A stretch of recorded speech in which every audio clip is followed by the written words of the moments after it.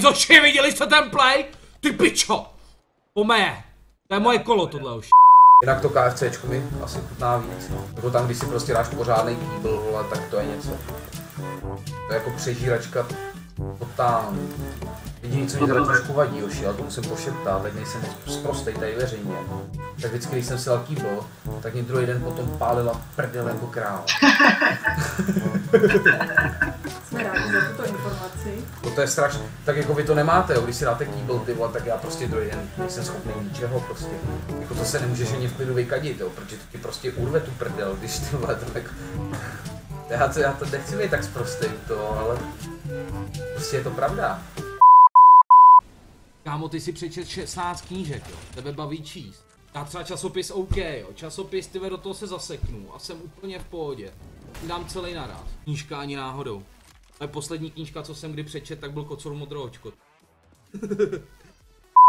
Kámo, písmenková polívka a Kačer Donald. Tak teď si mi něco připomněl. Hoši, Kačer Donald, ty vole, ten měl totální vychytávky vždycky.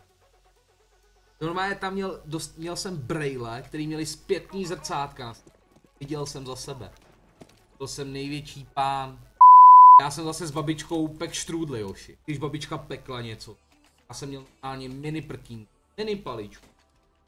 Když jsem si stoupnul vedle ní, když jsem miloval jsem pekení, když jsem do toho plácal, ty vole.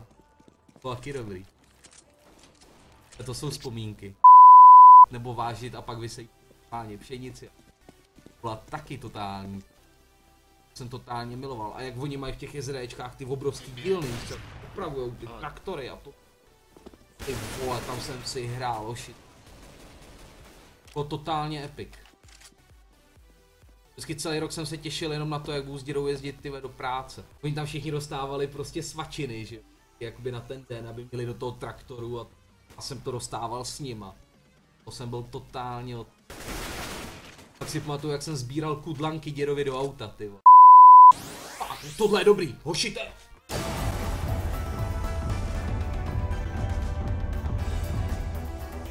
A ještě to bude točit jednou. Medicina бессильна.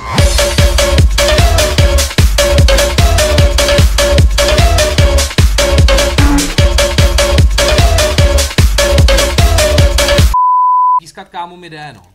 A když zpívám ve sprše, jochu. To je teprve tupý. I mladá je země hotová.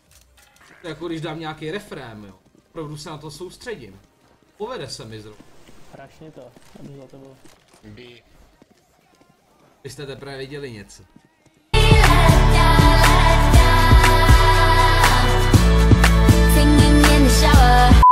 Medicina бессильна.